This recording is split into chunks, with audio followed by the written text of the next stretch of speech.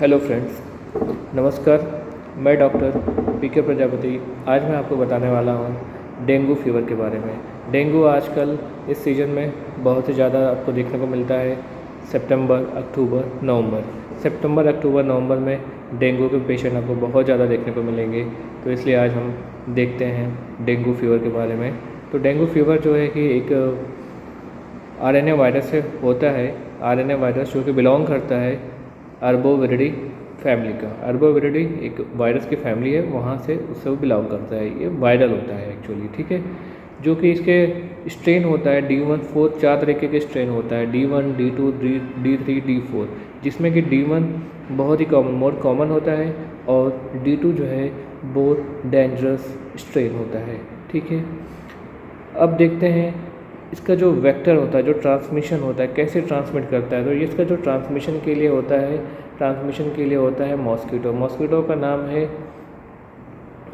का नाम है एडिस एजिप्टिस मॉस्किटो। एडिस एजिप्टिस मॉस्किटो जिसको बोलते हैं टाइगर मॉस्किटो भी बोलते हैं, क्योंकि ये चित्तीदार होता है।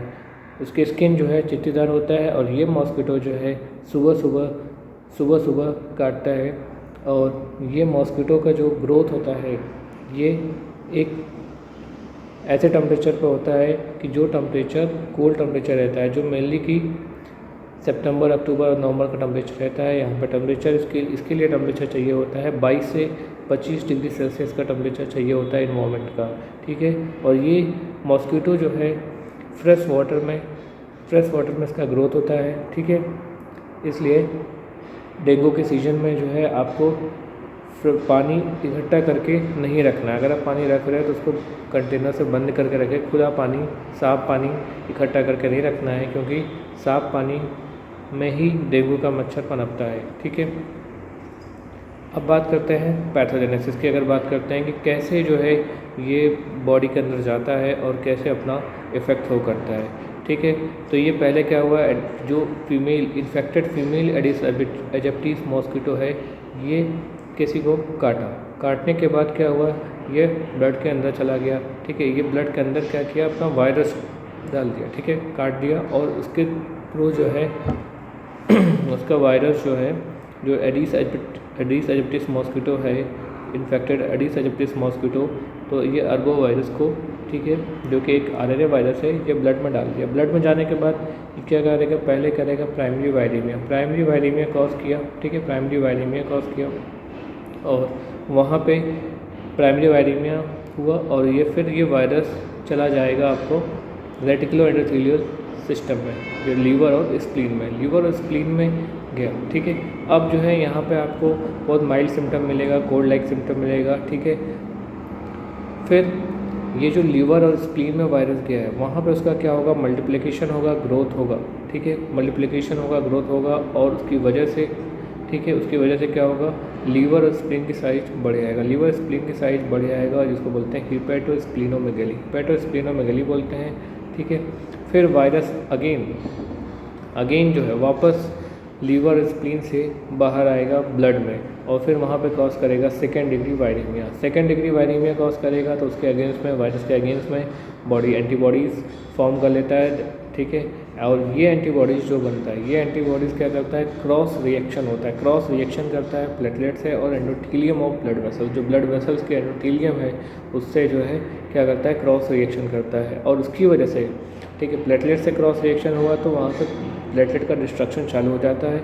और डिस्ट्रक्शन ऑफ प्लेटलेट होगा तो फिर क्या होगा, थ्रोम्बोसाइटोपिनिया होगा, मतलब प्लेटलेट का लेवल कम होता जाएगा और उसकी वजह से पूरे बॉडी में जो है पेटेंशियल वेसल्स देखने को मिलेगा। और दूसरी तरफ ये जो एंडोथेलियम ऑफ ब्लड वेसल्स है, उससे एंटीबॉडी का क्रॉस रिएक्शन हुआ तो उसकी वजह से क्या हुआ, जो फ्लूइड, ठीक है, फ्लूइड है वो इंट्रावेस्कुलर से एक्स्ट्रावेस्कुलर की तरफ जाने लगेगा, और जिसकी वजह से आपको इडेमा मिलेगा, ठीक है, बॉडी में सूजन मिलेगा, एसाइटिस मिलेगा, प्लूरल इफ्यूजन मिलेगा, ठीक है।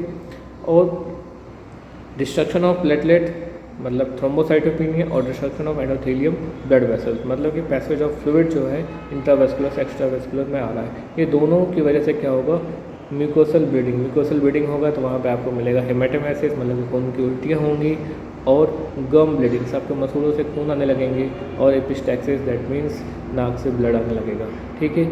ये आपका रहा पूरा पैथोजेनेसिस रहा किसका, डेंगू फीवर का। ठीक है, अब बात करते हैं sign and symptoms. Sign and symptoms जो लक्षण आपको देखने को मिलेगा, ठीक है, तो लक्षण के आधार पे इसके अलग अलग टाइप्स हैं।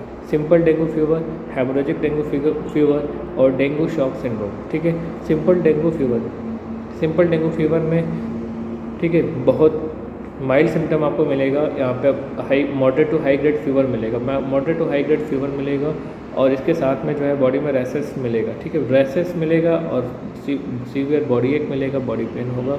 और इसलिए जो है इस डेंगू फीवर को बोला गया है ब्रेक बोन फीवर, क्योंकि यहाँ पर हड्डी तोड़ बुखार बोलते हैं इसको, क्योंकि ऐसे यहाँ पे बॉडी ऐसा पेन होता है जैसे लगता है कि हड्डी टूट जाएगी। ठीक है, उसके साथ में आपको नोज़िया रहेगा, नोज़िया, वोमिटिंग और रिट्रो ऑर्बिटल पेन, आँखों के पीछे जो है दर्द होगा। ठीक है, ये आपका जो है सिंपल डेंगू फीवर में रहेगा।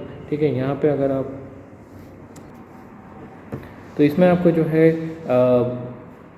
फीवर के साथ में जो रेडिश रैसेस मिल रहा है उसको बोलते हैं ब्लेंचेबल। ठीक है, ब्लेंचेबल रैसेस। ब्लेंचेबल का मतलब कि जब भी आप उसको प्रेस करोगे, जहाँ पर रैसेस निकला है, जब भी आप उसको प्रेस करोगे गायब हो जाएगा, फिर वापस से आ जाएगा। ऐसा आपको मिलेगा सिंपल डेंगू फीवर मिलेगा। ठीक है, और कभी कभी पेशेंट को कि जो एब्डोमिनल पेन भी होता है, क्योंकि ठीक है एब्डोमिनल पेन भी होता है और साथ में जो है पेशेंट को बहुत ज़्यादा वीकनेस महसूस होगा। ठीक है, अब बात करते हैं डेंगू हेमोरेजिक फीवर।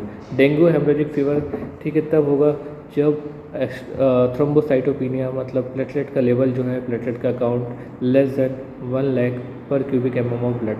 नॉर्मली जो होता है 1.5 लाख से 1.5 लाख से ऊपर होता है।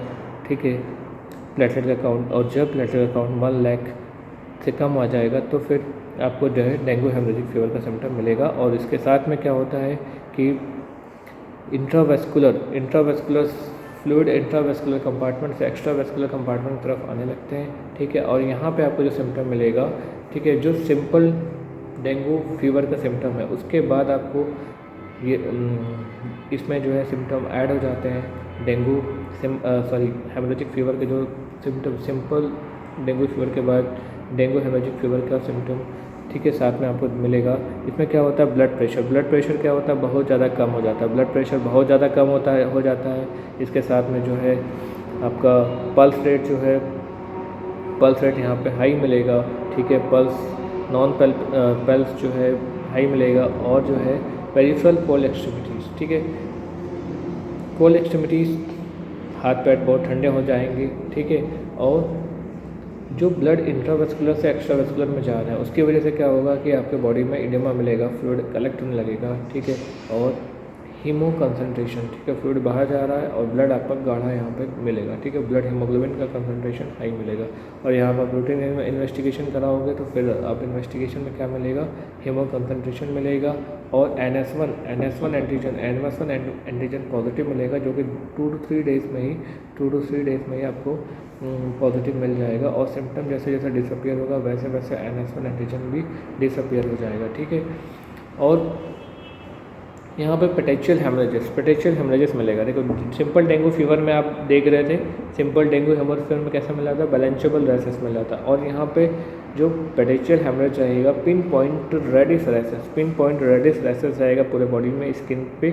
और उसको जब आप दबाओगे, जब उसको प्रेस करोगे तो क्या होगा, वो डिसअपियर नहीं होगा। ठीक है, ये ऐसा मिलेगा आपको डेंगू हेमरेजिक फीवर में। इसके साथ में म्यूकोसल ब्लीडिंग भी मिलेगा, जैसे कि म्यूकोसल से ब्लीडिंग आने लगेगा, जैसे कि नाक से ब्लड आना, मिलेना, स्टूल के थ्रू ब्लड आना। ठीक है, और हेमाटोमेसिस, खून की उल्टियाँ हो सकती हैं। साथ ही जो है प्लूरल इफ्यूज़न हो सकता है, जनरलाइज इडिमा, पूरी बॉडी में इडिमा मिल सकता है। और कभी कभी क्या होता है, सीवियर एडवांस केसेस में क्या होता है, सेरिब्रल इडिमा, दिमाग में भी सूजन होने लगता है। ठीक है, अब बात करते हैं डेंगू शॉक सिंड्रोम। जब डेंगू हेमरेजिक फीवर के साथ में शॉक के सिम्टम आने लगे, ठीक है, तो ये अब कहलाएगा डेंगू शॉक सिंड्रोम। ठीक है, यहाँ पे आपको डेंगू हेमरेजिक फीवर के सिम्टम के साथ में कुछ और सिम्टम मिलेंगे, जैसे बहुत ड्राउजीनेस, बहुत ज़्यादा पेशेंट वीक ड्राउजीनेस फील करेगा। उसके साथ में पेशेंट अनकॉन्शियस हो जाता है, बीपी बहुत ज़्यादा लो हो जाती है, इवन कि उसको रिकॉर्ड करना मुश्किल होता है। ठीक है, बहुत ज़्यादा लो हो जाता है। और साथ में आप बात करते हैं तो फीबल पल्स, ठीक है, पल्स जो है कि बिल्कुल फीबल पल्स हो जाता है। ठीक है, जिसको आप पल्पेबल नहीं रहता है, ठीक है। और एक्सट्रीमिटीज़ हाथ पैर बहुत ठंडे हो जाते हैं। और यहाँ पे एक बात करेंगे तो यूरिन आउटपुट, जो पेशेंट का यूरिन आउटपुट है वो कम हो जाता है, डिक्रीज़ हो जाता है, क्योंकि इंट्रावेस्कुलर से एक्स्ट्रावेस्कुलर की तरफ फ्लूइड जाने लग रहा है, ठीक है। तो फिर इस वजह से यूरिन कंसनट्रेट हो जाता है, यूरिन की आउटपुट कम हो जाता है, ठीक है। अब बात करते हैं यहाँ पे जो डेंगू शॉक सिंड्रोम में आप इन्वेस्टिगेशन की अगर बात करेंगे तो यहाँ पे प्लेटलेट जो है, यहाँ पे भी प्लेटलेट आपको लेस देन 1 लाख पर क्यूबिक mm ऑफ ब्लड मिलेगा, ठीक है। और NS1 एंटीजन जो है यहाँ पे पॉजिटिव रहेगा 2 to 3 डेज़, और उसके बाद फिर सिम्टम के साथ जैसे सिम्टम डिसअपियर होगा वैसे ये भी डिसअपियर हो जाएगा, ठीक है। डेंगू शॉक सिंड्रोम में आपको IgM डेंगू एंटीबॉडीज़ पॉजिटिव मिलेगा, जो कि 3 से 6 महीने तक पॉजिटिव रहता है। और इसमें जो है एक एंटीबॉडी है IgG एंटीबॉडी, ठीक है।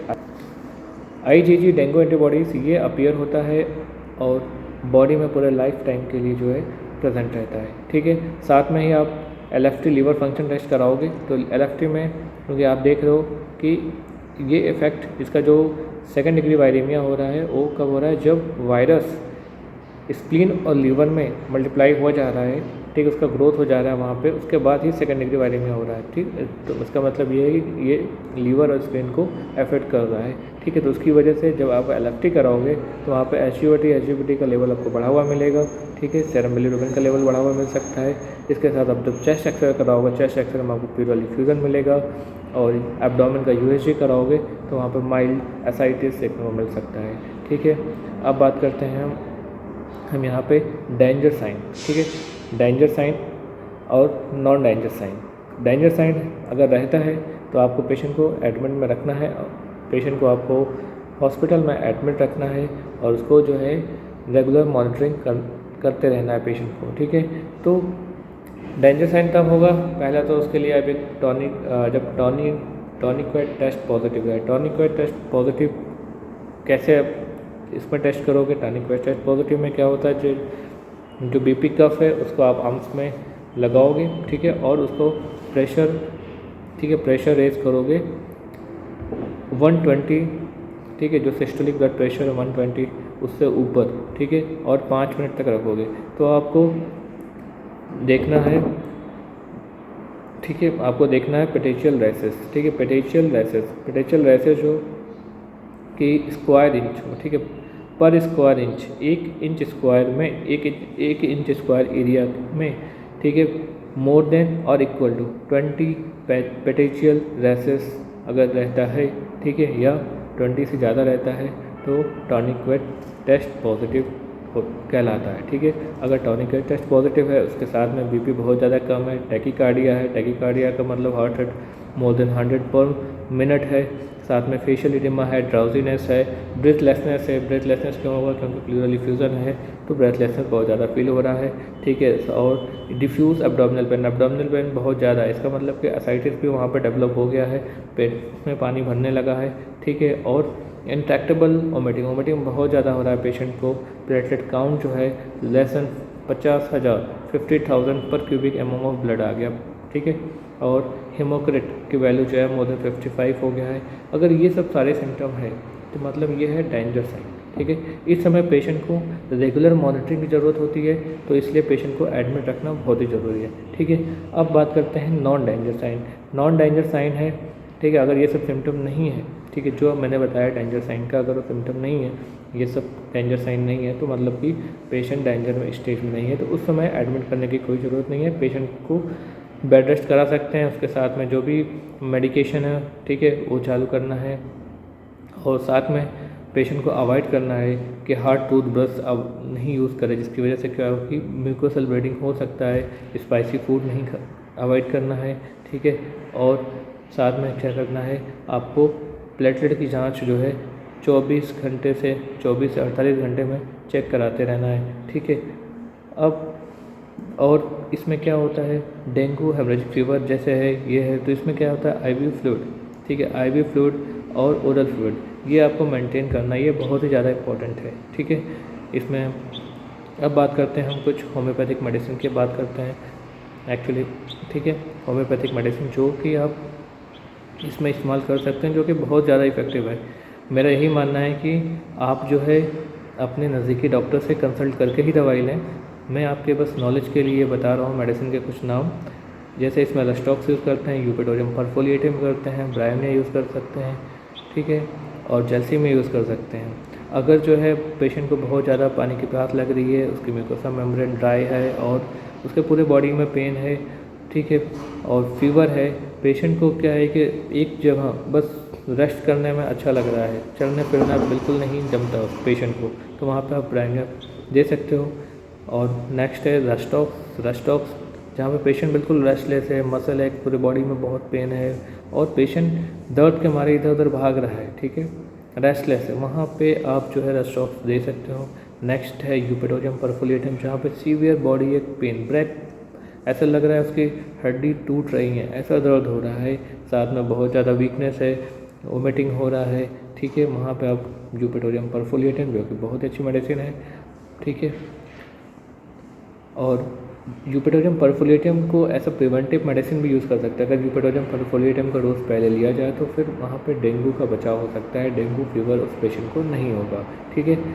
ये सब दवाइयाँ हैं आपके नॉलेज के लिए, लेकिन जब भी आप लो अपने डॉक्टर की सलाह में लो मेडिसिन, ठीक है। Thank you so much. इस समय जो सीज़न चल रहा है सितंबर से स्टार्ट हुआ है अक्टूबर नवंबर, ठीक है, ये सीज़न है डेंगू फीवर का, क्योंकि ये मौसम जो है डेंगू को जो है डेंगू के मच्छर जो है इस सीज़न में डेवलप होते हैं, ठीक है। एडिस एजिप्टिस मॉस्किटो जो कि 22 से 25 डिग्री सेल्सियस, जो कि ये कोल्ड टेम्परेचर जो है इसमें ही जो है पनपते हैं, इसलिए आप बचाव रखिए, ठीक है। अपने घरों में साफ़ पानी, ठीक है, साफ़ पानी में ये मच्छर पनपता है तो आपको साफ़ पानी इकट्ठा करके नहीं रखना है। अगर आप रख रहे हो तो उसको ढक करके रखो, ठीक है। आप मॉस्किटो नेट का यूज़ करो, मच्छरदानी जिसको बोलते हैं, आप उसका इस्तेमाल करो, ठीक है। Mortein all out coil use करो, ठीक है। आपको पूरी तरह से मच्छर से बचना है और आप फुल स्लीव्स के कपड़े पहनो, फुल स्लीव्स के कपड़े पहनो जिससे कि जो है आपको मच्छर जो है काट नहीं सके, ठीक है। और इसके साथ में अगर आपको जो है डेंगू फीवर हो भी जा रहा है तो आपको घबराना बिल्कुल नहीं है, आपको सही टाइम पे डॉक्टर से कंसल्ट करना है और इलाज करना है, आप बिल्कुल ठीक हो सकते हैं। जैसे कि मैंने आपको बताया कि होम्योपैथी में जो है मेडिसिन देते हैं on the basis of symptom similarity, symptom जो लक्षण आ रहे हैं उसके सिमिलरिटी के बेस पे देंगे, टोटलिटी ऑफ सिम्टम के बेस पे देते हैं, कॉन्स्टिट्यूशन के बेस पे देते हैं, तो हर पेशेंट में मेडिसिन अलग अलग जाएगी, इसलिए आप अपने नज़दीकी डॉक्टर से कंसल्ट करके ही मेडिसिन लीजिए। जो मैंने ये बताया है ये कुछ कॉमनली इंडिकेटेड मेडिसिन है जो ज़्यादातर यूज़ करते हैं, ठीक है। और इसके साथ में आपको डाइट का भी बहुत ध्यान रखना है, पानी आपको बराबर पीते रहना है, ठीक है। और पानी में आप इलेक्ट्रोल का घोल भी ले सकते हो, ठीक है, ग्लूकॉन डी का घोल ले सकते हो, और इसके साथ में आप नारियल का पानी यूज़ कर सकते हैं। नारियल का पानी आप पीजिए, कीवी फल खाइए, ड्रैगन फ्रूट्स खाइए, और आपको ये ध्यान रखना है कि नारियल का पानी ऐसा नहीं कि आप दिन भर में 24 घंटे में 5 से 6 नारियल का पानी यूज़ करो, ठीक है। एक लिमिट में 2 नारियल सफिशिएंट है, ठीक है, 2 नारियल सफिशिएंट है, 2 कीवी फल सफिशिएंट है और 1 ड्रैगन फ्रूट सफिशिएंट है। बहुत ज़्यादा लेने के बाद बहुत ज़्यादा कुछ लोग क्या होता है कि बहुत ज़्यादा ही कंज्यूम करने लगते हैं नारियल का पानी।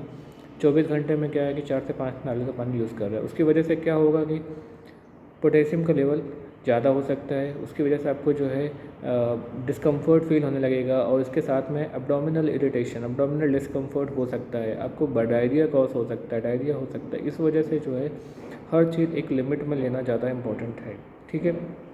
बिल्कुल आप सावधानी रखिए, ठीक है। मेरा आपका यही आपसे रिक्वेस्ट है कि आप जो है बिल्कुल घबराइए मत। ये एक वायरल है, एक समय में चला जाता है, बस आपको अपनी सेहत का और रेस्ट का ध्यान रखना है, ठीक है। धन्यवाद। और ये वीडियो आप अपने परिवार में अपने दोस्तों को ज़्यादा से ज़्यादा शेयर करें ताकि वो भी जागरूक हो सके और वो भी डेंगू के बारे में समझ सकें, डेंगू क्या है और उसकी क्या सीवियरिटी है और उसमें कैसे आप बचाव रख सकते हैं और क्या उसका इलाज है, ठीक है। धन्यवाद। Thank you so much for watching this video.